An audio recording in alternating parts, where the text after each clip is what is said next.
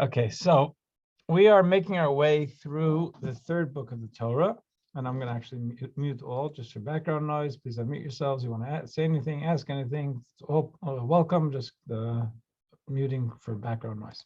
Okay. This third book of the Torah, different than the first two books of the Torah, is largely not narrative in the sense of like a story. It's which the entire first book of the Torah is, and about half of the second book of the Torah. This is much more of the. There is some narrative in this book, but it's much more about details of rituals, and in many of them are rituals which we no longer do. So it becomes a little bit, on the face of it, a little more arcane and more difficult to find personal meaning and personal relevance. The entire book is in a general sense seen as a book that relates to the services in the temple and the tabernacle. And the second book of the Torah, which we finished a few weeks ago, we had the narrative of the Jews coming out of Egypt and getting the Torah. And then after they got the second tablets, they were told by God to create a tabernacle, which was going to be a place of interface for them with God.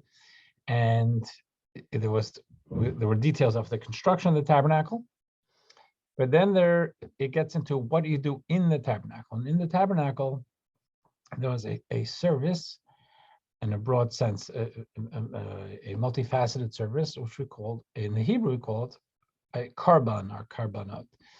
In the etymology of that, in the language of it, the word means coming close. So that would make sense to us. You know, you're creating a sanctuary, a place of interface with God. And it's a place of coming close to ourselves and coming close to God, because they come together. The mechanism, the external mechanism for that, which was bringing offerings, animal or meal offerings, that's harder for us to imagine because we haven't practiced it for 2,000 years, and it's not something, certainly it's not easy to fit from my perspective. It's not easy to align with the way we look at the world, and considering that the Torah is very careful about not bringing pain to animals unnecessarily. We don't hunt, we don't, have to be very, very careful about all of life in the world. Even if it's not animal, we can't cut down an extra branch.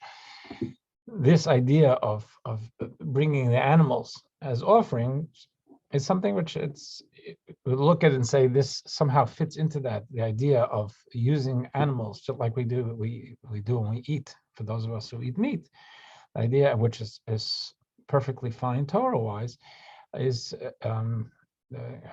obviously kosher. To eat it in order to lead meaningful lives. So then just like this morning I didn't eat meat, but my yogurt and my granola is now nutrifying me, empowering me to do hopefully good things, and therefore the yogurt and the granola are part of that equation, and they also exist. They also have what we can call a soul, not an animated soul, but a purpose for existence, and I'm helping to actualize it. So that we see that when it comes to say that, and the Talmud and Jewish thought sees that with animals too. If I have a chicken tonight, it's no different than the yogurt and the granola, in the sense that now I'm that chicken does not have the capacity for self-analysis and for moral choice, and now it is part of my life going forward, to empowered by the schnitzel, whatever in my theoretical for tonight.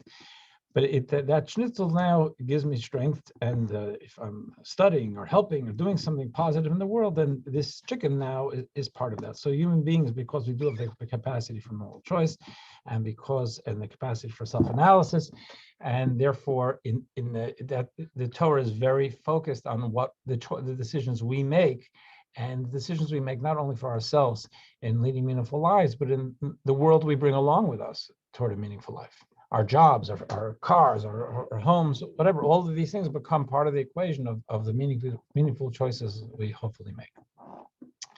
Having said that, which is a general, because we didn't get together last week, I want to at least refresh our memories. We get further into offerings.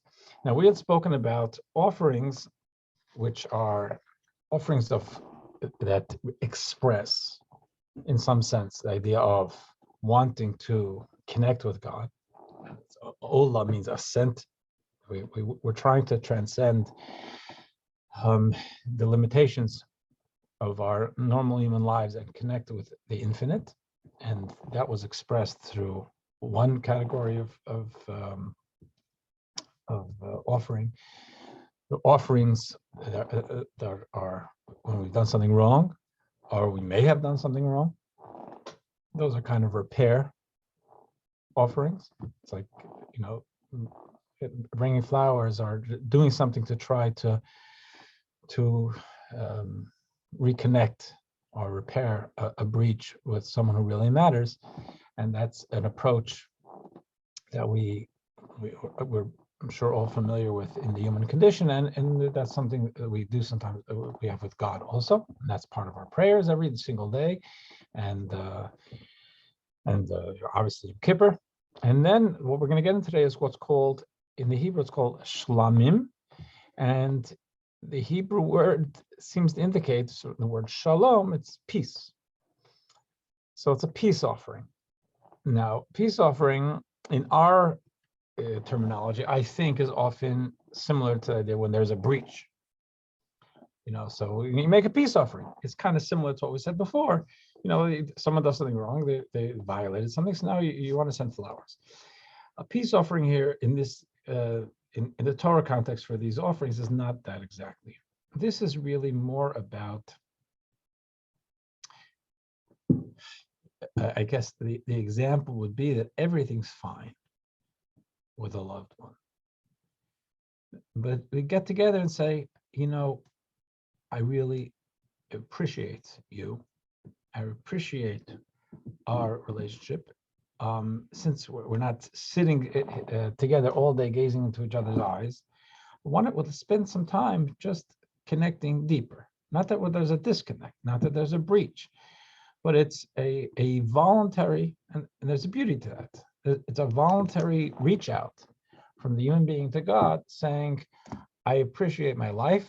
I appreciate what you bring to my life, and I want to come say, I love you. I want to come say that this is that I love our connection, and I want it to only be deeper. Now, there are, let's get into some of the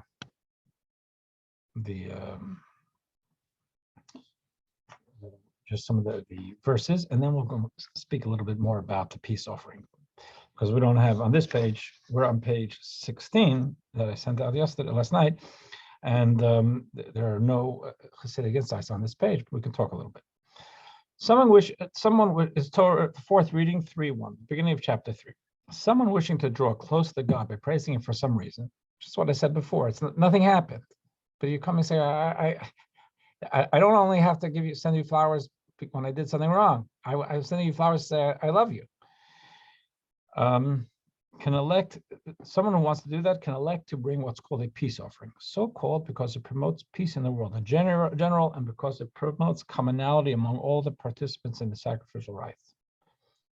Offer the priest on the altar by allotting portions of its meat to each. I want to talk about this a little bit more, but just we'll do that when we read a little bit more. But I think that just for the sake of understanding this little blurb, with the ascent offering, nothing is eaten by humans. It's all ascent. It's all about the fire of giving ourselves over to God, and the consumption of the offering on the altar. And the idea is that it's all for God, so to speak. When it comes to some of the offerings preparing a breach, there would be some on the altar, and then the Kohen would eat.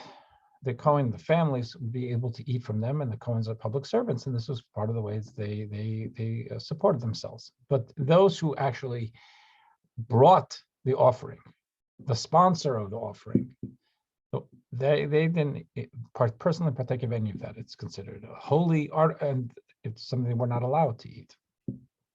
with the shlomim, with this peace offering, it's split, so to speak. Some of it on the altar, some of it to the Kohen, and some to the actual sponsors. We'll get back to that in a minute or two. It says, if the person sacrifices a peace-promoting feast offering, then if he brings it from cattle, the animal must be either male or female, and not bring a hermaphrodite or an animal of unknown gender. It must be unblemished. Once the offerer has designated a specific animal as his offering, he must bring it to the entrance of the tent of meeting, thus being considered to have presented it before God. He must then lean his hand forcefully upon the head of his sacrifice and slaughter it anywhere within the precincts of the courtyard of the tabernacle, beyond the entrance of the tent of meeting, and those of Aaron's descendants who are priests, that's the Kohen, and it says who are priests, all of Aaron's descendants are priests. One of the commentaries, the Talmud says, it still says that it defines that they are priests, even though we know that his descendants are priests, means that they have not been demoted from the priesthood. In the days of old, we would say a Kohen had seen as having a very spiritually sensitive soul, in the sense of not necessarily that you'd see it if you spoke with them, could be, but the main thing was that when it came to divine blessing and being a channel for bringing godliness to the world, their soul was suited to it more than mine, because I'm not a Kohen. The Kohen, therefore, in representing somewhat the divine, there were certain restrictions on them. And let's say one of the restrictions is that a Kohen doesn't marry someone who's been previously married and divorced. A Kohen doesn't do that. So if that's the case, what happens if a Kohen does marry a divorcee? So then they don't get their extra Kohen gifts and their extra Kohen status, and they're like me, because I'm allowed to marry a divorcee. So in today that really doesn't, it's not relevant. It would only thing would be relevant perhaps if it would be whether or not they can have a Kohen aliyah. But the idea does exist, that a Kohen is held to a certain standard of living that's not, it's not considered even something for others to aspire to. It's just not our deal. So they must receive the blood in the consecrated vessel and bring the vessel containing the blood to the altar, and while standing on the ground next to the altar, dash the blood upon the northeast and southwest corners of the altar, such that the blood be considered to be encircling the altar. And I think we discussed that it goes in different corners, and the blood was spread around. And the blood represents, in Torah thinking, represents our passion, our excitement. And where our passions lie is a very, very critical question we have to ask ourselves, because no matter what we're doing, we may be doing things, but it's not what we're passionate about, not what we're enthusiastic about.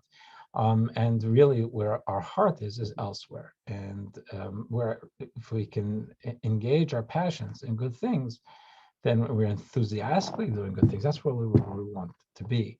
And even if we're even doing good things, but what gets us excited is things that are not things that rate high on the moral scale, that's something we want to look at and see what excites us. So when in giving of the blood again, it's an animal's blood, the giving the blood on the altar is the idea of transferring our passions to God, to godly things. Verse 3, it says, he must bring a fire offering to God from the peace offering, consisting of the following 7 parts of the animal, and must be burned up on the altar: the fat covering the innards, the masim and the reticulum. All the fat is on the innards, meaning on the abomasum, or alternatively on the small intestine. 2 kidneys, the fat is on them, the fat's on the flanks. Must also remove the diaphragm along with the kidneys, as stated, and along with the part of the liver. Okay, there's a quiz later on that. Number 5. Aaron's descendants must burn up these 7 parts of the animal on the altar, like all of the sacrifices. This one too must be placed in the wood pile only after the daily morning ascent offering has been offered up and is on the top of the wood of the fire. Slaughtering the animal must be performed with the intention that it be a fire offering, is destined to be consumed by fire, and that it be pleasing to God. This whole idea is that we want to be able to do what God wants, is pleasing to God, not that it's framed in very human terms. It's all it's like an aroma, a beautiful aroma to God. It's not like God gets turned on by a perfume, but the idea is that our actions create what we can imagine in our minds as something that if we want to be able to imagine with God, it's tasteful to God. It's aromatic. Now back to the just a little bit about this shlomim thing. What it means. So it's interesting that it seems to be, and the Medrash tells us that it really jumps out at you that the word seems to come from the word shalom, but it would be a shalom offering. Shlamim in basic Hebrew, even today in Israel, anytime there's an im at the end of a word, that will go together. It will mean that there is it's plural. So shlamim would mean 2 shaloms, or multiple shaloms, at least 2. So one of the things that the Talmud tells us, the Medrash tells us, is it does mean multiple shaloms. First of all, it means it creates more shalom,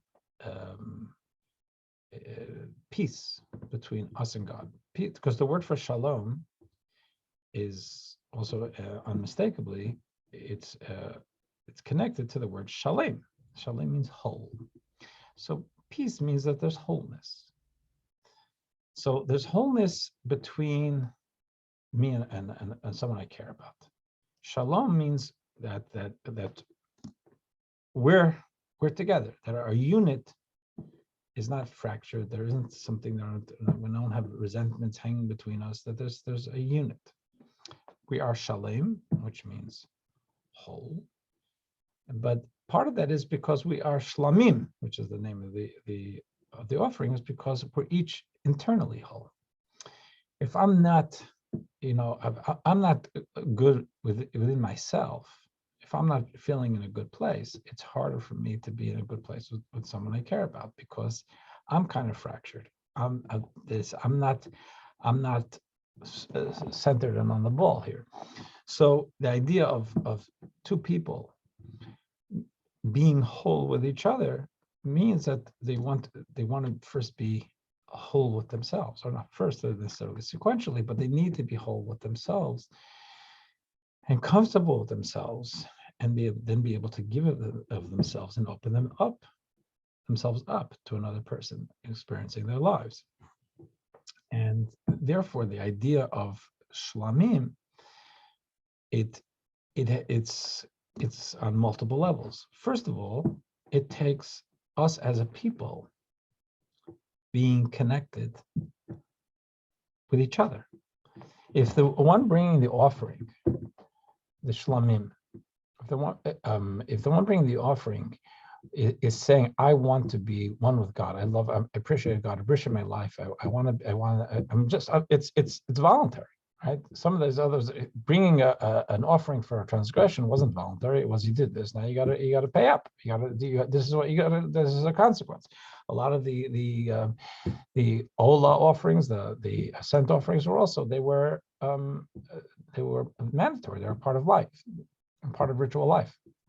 The shlamim overwhelmingly is a voluntary offering. So here I'm coming to God. I'm saying I appreciate you so much. I want to bring this offering. Built in here is, and found within Jewish thought, is that I can't really approach a oneness with God unless I have a oneness with those around me. It doesn't work well. Even today, I guess it's somewhat parallel to this when there's the Kohen blessing in the synagogue.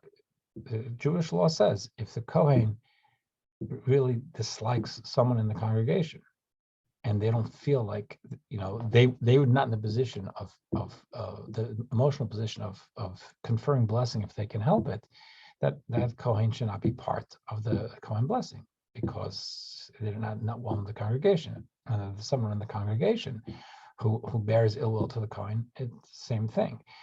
There's a connectedness we need within ourselves. That's me as an individual, and if we as a body of people are coming to God, we have to be connected with each other.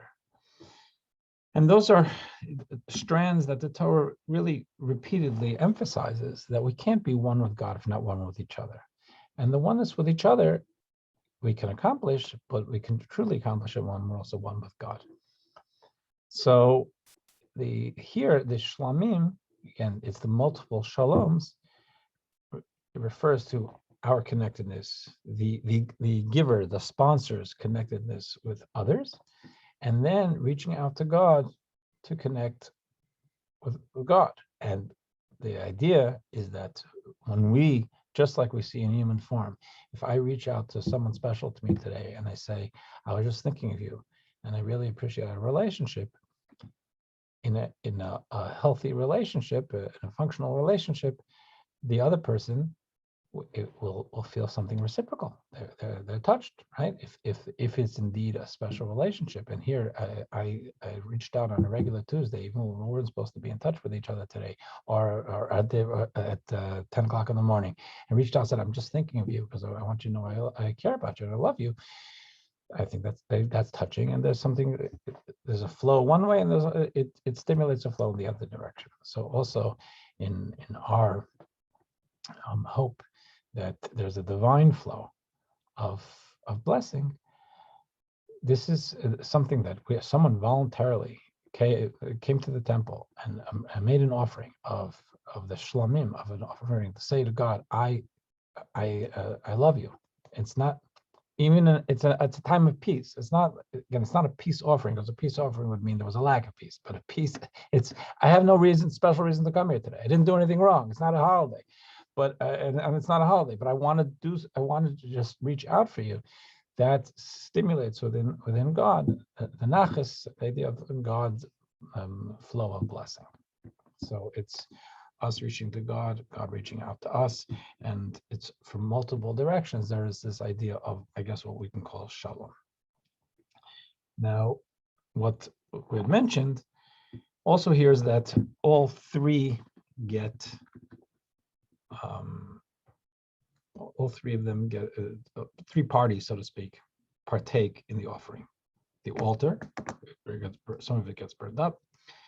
The Kohen, who gets from other offerings too, and here it's the owner, the sponsors, a donor-owner. This is something that they brought here. It also brings the commonality where we're all partaking. That it's not just I come, but it's only the sacred Kohen, the elite who gets to eat from it. But I'm part of the meal, so to speak. And our rabbis compare it to a king who wants to celebrate with subjects and throws a feast for them. And it's not so much about the king eating, but wanting them to celebrate within the palace, celebrate by enjoying themselves with what the king has put out in the palace. And God, in seeing the idea of us partaking, the donor's family being partaking of the offering, it's a holy offering, an offering that was brought to the temple just to be able to say to God, I love you. That gives, it's a special nachas to God. God says, good, I want you to enjoy. And because you enjoy, the Kohen to enjoy, and I created a physical world, and that you can enjoy this world with a consciousness and a holiness, and recognize that it's all part of being able to connect with me, gives God a special nachas. So one of the things that it says, just because there are no notes here, one of the things that we find in Jewish thought is that it'll be actually here it doesn't tell all the details of the shlamim, but in the next Torah portion where we read this past Shabbos, it says that the breast of the animal goes to the Kohen. And one of the things that we're told about that is that the breast is where the ribs are contained. It keeps the ribs together. In a human being, there are 12 pairs of ribs, and that represented the Kohen bringing together the job of the Kohen, trying to keep the people together, unified. So again, it's a unity idea, it's a peace idea, because there are 12 tribes. And so it was, it's also, he's the breast of the people, that he's bringing the ribs together, the 12 different offshoots together. And in cattle, it's actually 13 ribs, but there are technically actually 13 ribs in 13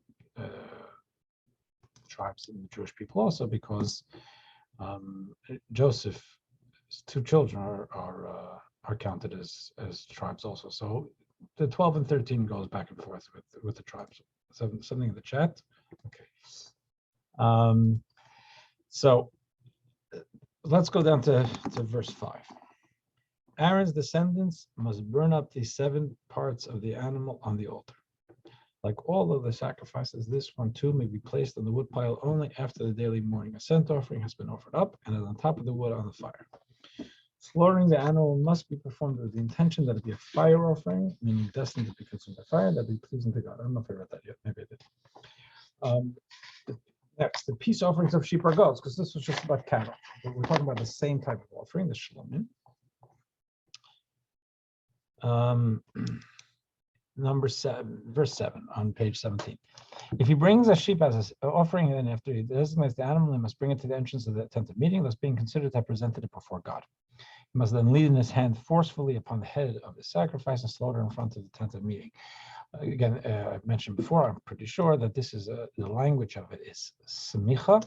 Smicha means leaning, and in today's terms, when someone says smicha, even though Talmudically it means smicha means this leaning on the animal, smicha means in today's vernacular, it means conferring a rabbinic ordination, because that was also done through the leaning of laying of hands on a student. And even though that term does exist in the Talmud, usually it's referring to the leaning on animals. And since we don't do this for 2,000 years, it's not the same forceful on the head, but the idea of them, and no one puts their hands on your head anymore, unless maybe somewhere, but it's not necessary. But it's the same word of smicha. In front of anywhere within the precincts of the courtyard of the tabernacle. Those of Aaron's descendants who are priests, meaning who have not been demoted from the priesthood, must receive the blood in a consecrated vessel, bring the vessel containing the blood to the altar, and while standing on the ground next to the altar, dash the blood upon the northeast and southwest corners of the altar, such that the blood can be considered to be encircling the altar. Let's go to 11, and then there's a Chassidic insight here. You must bring a fire offering to God from the peace offering, consisting of the following 8 parts of the animal that must be burned up on the altar. Now, number 1, you must remove its choicest part, the entire fatty tail beginning at the kidneys. 2 is the fat covering the innards, the amasim and the reticulum. 3, all the fat that is on the innards, on the amasim, are alternatively on the small intestine. Number 4, verse 10, the 2 kidneys along with the fat that is on them, the fat that is on the flanks. You must also remove the diaphragm along with the kidneys, as stated along with part of the liver. And the priest must burn up these 8 parts on the altar as food for the fire to God. Food for the fire. So, what is food for the fire? In the verse, what it calls this bread. At the offering, it just wanted to if you want to translate it strictly, it says that the Kohen should offer it to burn it up on the altar. Bread, which is a fire for God, which doesn't make sense. It doesn't flow as it's kind of fragmented. So they translated it as food for the fire. Okay, so it's bread, which is food. For the fire, you're feeding the fire, so the fire is burning it up. It's helping the combustion, and that's a very legitimate translation if you're just trying to have the flow of the verses. But the fact is, it's called bread.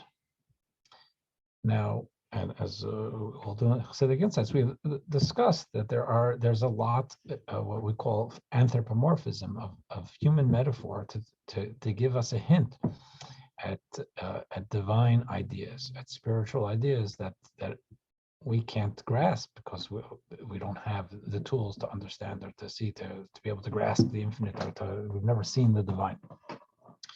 So there are handles God gives us to be able to speaking about it and conveying it in human form, so that we can kind of grab onto something and be able to digest it and hopefully maturely strip it of its narrow, concrete verbiage and try to understand what's beyond it.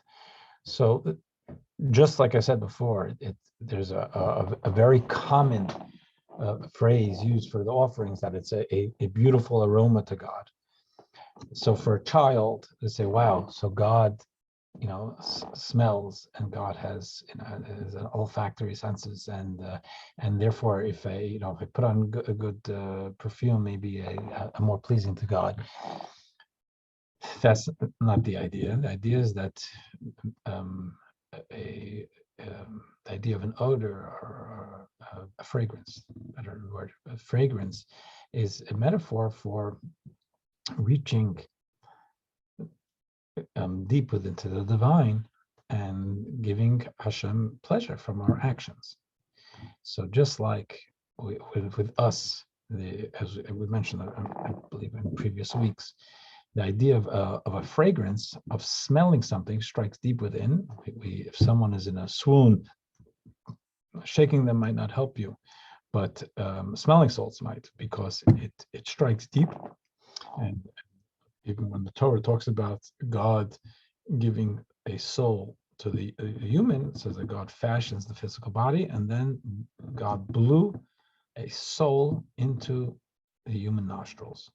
So in other words, there's something Torah-wise, and something we can see physically, that there's a deep connection between our ability to smell, or to inhale through the nose, and it's how deep it reaches within us.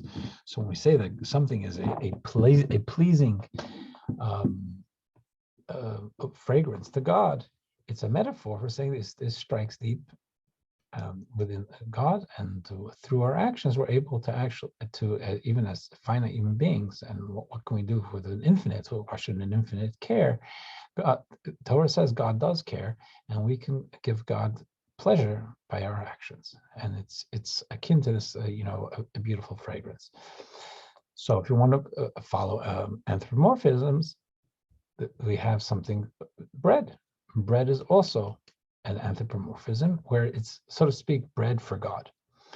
So bread is different than a fragrance, in that a fragrance isn't a substantive. A fragrance comes and goes, or if you're in a perfume factory, maybe it doesn't come and go. But the fact is, it's not something that you're actually taking something substantial, and you can't live on fumes or on fragrances. And bread is what allows us to live. Bread meaning food, but bread is really an all-encompassing idea.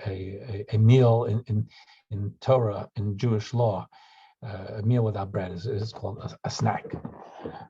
A meal, bread represents the idea of satiation. So when we're satiated, we feel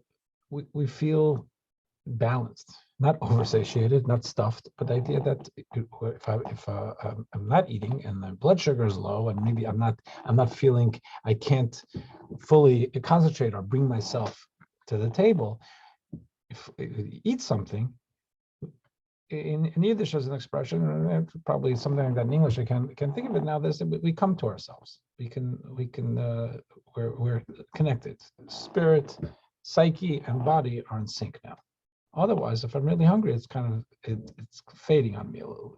If you think Yom Kippur late afternoon, so if you look at note 11, it says the word is food for the fire, but literally bread on the right side of page 17 at the bottom of the page. Throughout the Torah, God refers to the sacrifices repeatedly as his bread. Okay, so we have a metaphor here. What is the point of the metaphor? Because just as consuming bread and food in general keeps our souls connected to our bodies, the bread of God, which means, which the Torah is calling this service, the sacrificial service, keeps God, the soul and life force of the world, bound together with the world. Without food, not only or is it that we feel like we're fading away a little bit because it's Yom Kippur in the afternoon. God forbid someone has no nutrition, they die. The soul leaves the body. It can't. There's a certain glue that God gave us in between body and soul. In other words, there's a physical mechanism through which we can stay alive. Hopefully, obviously, absent outside forces. But the idea is that we have certain things. We have to breathe, we have to eat, we have to drink. So that all goes, we say the bread of the consuming of bread, it just as it keeps the soul connected to the body, it brings the soul of the world, the godliness into the body of our lives, into the physical world.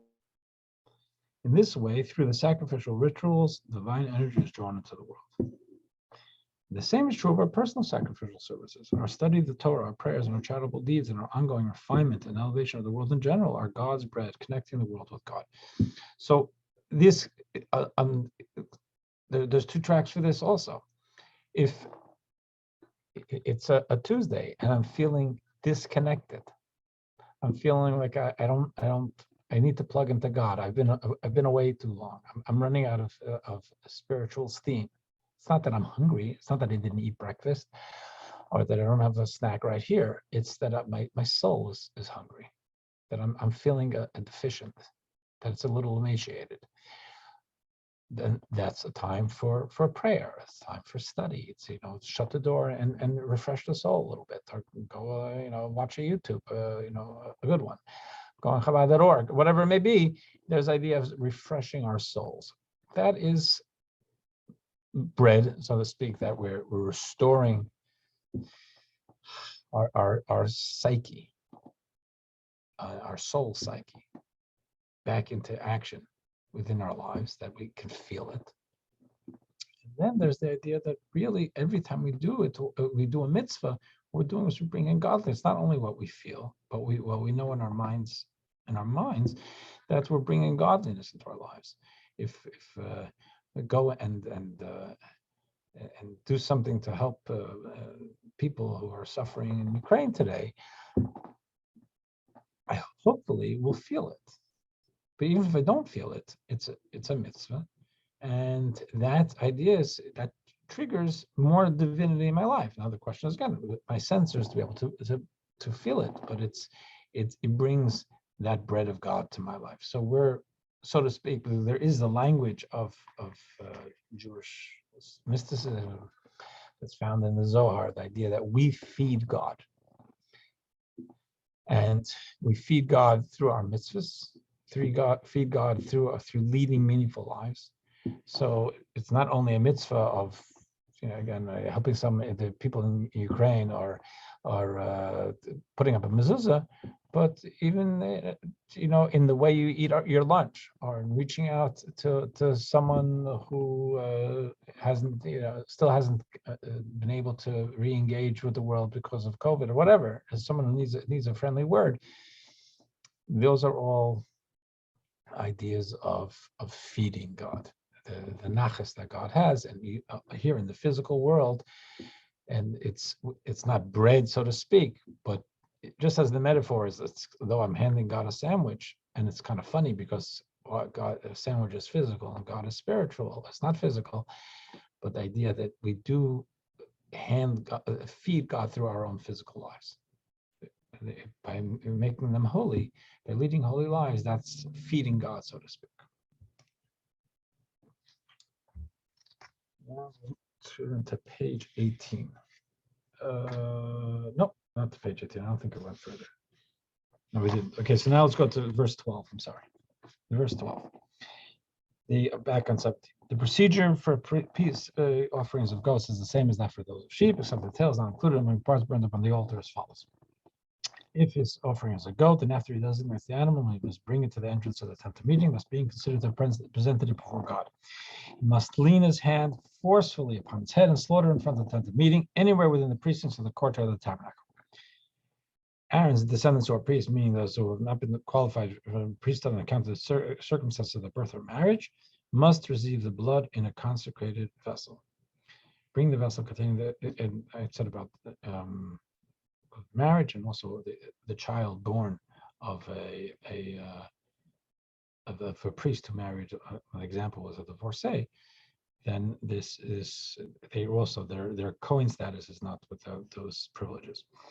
The child must receive the blood in the consecrated vessel. Bring the vessel containing the blood to the altar, and while standing on the ground next to the altar, dash the blood upon the northeast and southwest corners of the altar, such that the blood is considered to be encircling the altar.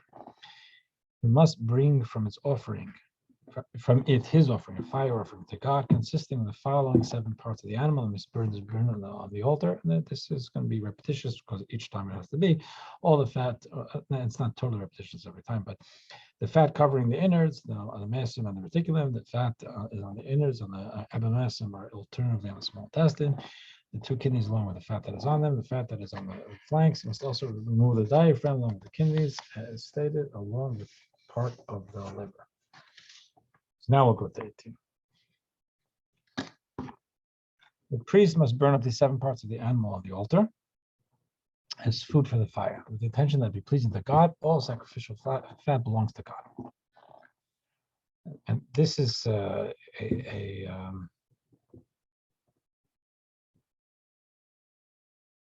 there's the end of 16 when it says all sacrificial fat belongs to God. The language is it's all fat, and this is something that is repeated in Talmudic thought and Torah thought, that we give the fat to God. What does the fat to God mean? In other words, there are things that are pleasurable. Fat, maybe we stay away from fat for our health right now, but the fat is considered to be something which is essentially more pleasurable. And the idea of all the fat that goes to God is the sense of that we have to be careful, because the areas of life that are rich, they're more seductive for self-absorption. And we wanted to look at the fat parts of our lives and see as much as we can to be able to use them in a way that they're for God. Doesn't mean I can't use it, I can utilize it, I can eat it, whatever, but I have to be extra careful not to have myself as the center of the universe. Mendy, how are the blood and the fat seen spiritually connected? I know you said the blood was passion, which can be misplaced, and the fat is the richness, which can be for distractions. And I see that they're very much highlighted here. Do they have connection with each other too? Yeah, they are both, and you pinpointed it. They're both of those things are they do come together in the more mystical analyses of the offerings, in that in each one, like, where are your passions? Your passions on what tastes good. It's where your appetites are. And so where your appetites are very often that's where the fat is, or at least your personal fat. So these ideas of the idea of really at the center of the whole offering idea is there's a recognition that as human beings, we have a natural tendency, it doesn't make us bad, but it's a natural tendency to see ourselves as the center of the universe. And we have a natural tendency to be absorbed in things we need. Now, we may feel a need for someone else to have this or that, but very often it's about our need to take care of that person. But it will trace back to what we want. Now, that some of that is natural. Some of it's probably almost impossible to get beyond, but we want to try and analyze as much as possible to either to not do things with that's at the expense of others, that's self-indulgent, or even to try not to exercise the self-indulgent muscle and sometimes just discipline ourselves. I'm not going to have that, even though I can. It's on the counter and it looks great, but I'm not hungry. And if I'm not hungry, I'm not going to just indulge my appetites. That's like a pretty important Hasidic exercise. To be able to say, that I'm just not going to indulge myself. It's mine. It's not stealing. It's not unhealthy. It's not. I mean, I guess anything can be unhealthy. There's too much of it, but I'm just not going to indulge my appetites. So and that's very much a fat thing. But the enthusiasm goes together with that. So bringing them up on the offering, both the enthusiasm of the blood and the fat, it's all about us giving that weaker part of ourselves up to God, and in trying to see beauty and a good taste in doing good things. So to try to redirect my passions. And it's just like a person who really likes French fries. If they hear something stark from an attorney, from a doctor, and they realize that French fries is not in to their benefit. So in their minds, maybe they may like the taste of French fries, but French fries they may start to see as the enemy, and they can realize that they can prepare tofu in a way that's really delicious, and all of a sudden they don't really like the French fries anymore. They like tofu.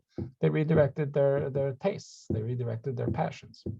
We want to try and redirect our passions too, and say, there's beauty to helping others. It's not just I'm doing it because it says so.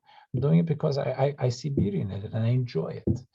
Or doing a mitzvah, connecting with God. It's to sensitize ourselves to find enthusiasm and passion in it. So I think, but thanks for bringing that together. Number 17 on page 18. The rule that all fat included in the prescribed fire offering belongs to God is an eternal rule which will apply in all your generations. Even when you enter the land of Israel and are allowed to consume meat without first bringing the animal as a peace offering, because while they're in the desert, anytime they want to eat meat, they want to, like we make a blessing before, they want to bring it as a peace offering, and then they can bring home the meat. That didn't continue. Afterwards, you can just have meat whatever you like. When the tabernacle or success of the temple is not standing, and fat and blood are not used for sacrifice in all your habitations, even outside the land of Israel, or sacrifice and they're offered up. In all these cases, you must consume neither any sacrificial fat or any blood. We do not eat blood, and there are certain fats which are only sacrificial fats, and we don't eat them today either. And that's part of that. If any kosher preparation of an animal, make sure to stay away from certain fats and blood. That's one of the problems with filet mignon. The remainder of the laws concerning peace offerings will be given later, as I mentioned, and that's going to be in the next Torah portion, what we read this past Shabbos. Now something else. I have a few more minutes, 10 more minutes. The sin of offering of the high priest. Now we spoke about general offerings, but then there's the priest, and then there's the high priest. So the Kohanes were all public servants, and seen as in the human form, representing the divine, representing the need, the aims of God within the world, and they worked for the community. But then there was a high priest who would do special services, and that was like the chief priest. So in the fifth reading, chapter 4, it says, God spoke to Moses saying, with the exception of the two obligatory offerings briefly mentioned above, our discussion has thus far been of voluntary offerings. We'll now turn to the subject of obligatory offerings. It says, speak to the Israelites saying, there are two types of offerings whose purpose is to counteract the effects of wrongdoing, the sin offering and the guilt offering.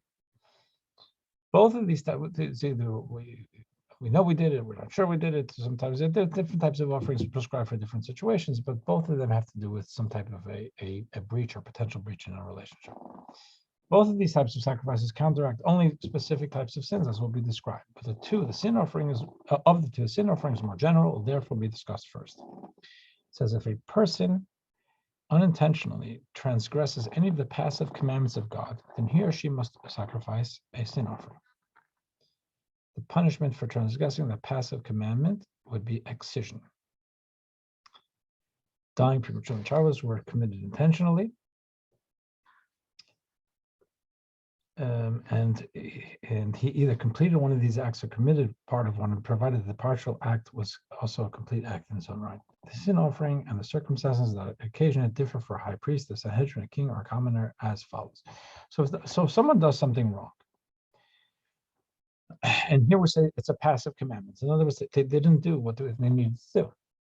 So there's a penalty for that, depending on how intentional they were. And then there's an offering for them to bring. So we start off the way us commoners do it, but then what happens if someone, a spiritual leader, does it? That's got to have more impact on us, and more impact in the God-human dynamic. So let's take a look at the note at the bottom of 18, number 2. If a person unintentionally transgresses, the reason why sacrifices were offered for unintentional misdeeds is because our deepest interests and aspirations, as well as our most intimate cares and concerns, are revealed specifically by our spontaneous actions.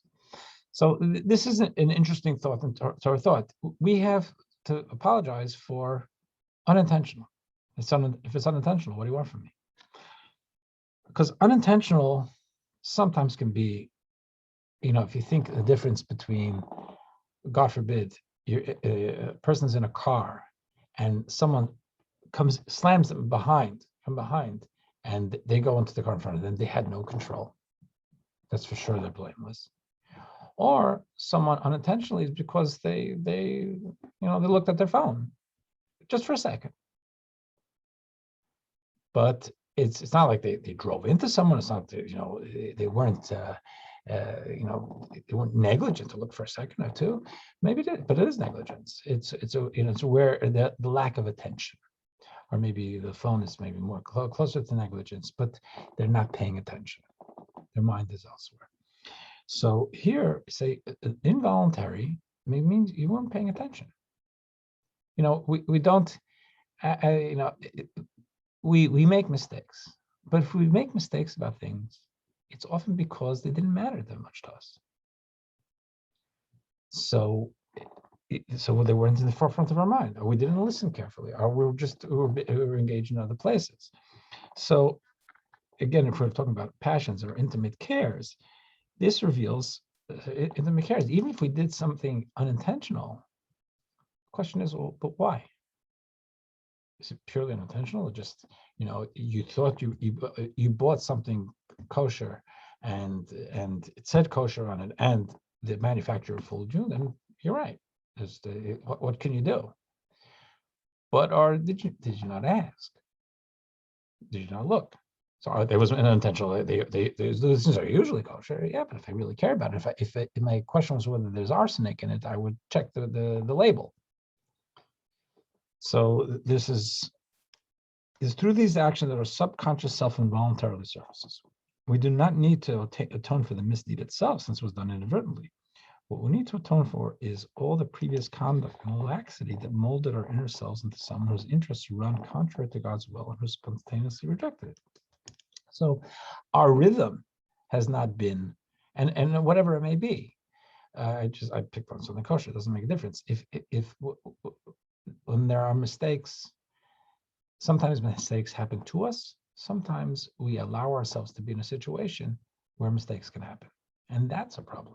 Even if it's a mistake, and you say it was a mistake, why would I allow myself to be in a mindset or in a situation where those mistakes can happen? In this light, our inadvertent misdeeds warrant greater atonement than the intentional ones. Why? For unintentional deeds indicate that we have a deep subconscious attachment to the type of behavior that is contrary to God's will. Our clear misdeeds, we can't ignore. I mean, we can try, but they're obvious. It's hard to deny them, and therefore, if they matter to us, so I have to do some repair. But it's much more, in a way, dangerous, where I didn't do anything. It was a mistake, and because it's a mistake, and it was a mistake, I can keep going down the path I'm going. For me to ask myself, so how did I come to that mistake? That addresses a problem that is not going to jump out at me otherwise. It's not a clear problem, and that's a more dangerous problem, because the problems I can see in the mirror, like in weeks to come, we'll learn that in biblical times, when someone spoke gossip, they would develop a skin lesion. The Torah tells us, called tzaras. So I could look, when I look at myself in the mirror and I see the skin lesion, I know I did something wrong. That was a gift. If I don't say the skin lesion, I say I didn't really say that bad, but it wasn't, it wasn't so terrible, or it wasn't something they didn't know, or they wouldn't care. I can just look. It's not staring me in the face, and it's very easy to just cover it over. So the hidden problems, the painless problems, they are in other words, the not the immediate pain-inducing problems that I say, oh my gosh, I did that, and I did that, or I can't believe I did that. Of course, then there's chagrin. That's much easier. But things which I can just kind of gloss over by saying, listen, it was a mistake. So it's much easier for me not to address how I came to that place of making a mistake. Intentional misdeeds do not necessarily indicate that we suffer from this hidden flaw. We did it. I mean, again, it means that there's a problem in me. I did something wrong, but it's a more pernicious problem when it's more about my inner perspective and allowing myself to be in a place where I make those mistakes. We'll leave it over there. Any questions? It's fine. Mendy, I have a question. Sure. When Noah was in the ark. When did vegetarianism stop? The Torah tells us that Adam and Eve were told not to kill animals for food. I mean, it doesn't say that. It basically says that all their eating has to be vegetative, and the discussion whether or not they were allowed to eat animals who died naturally, or they weren't allowed to eat animals at all. But they certainly were not allowed to intentionally, make an animal into food, to kill it.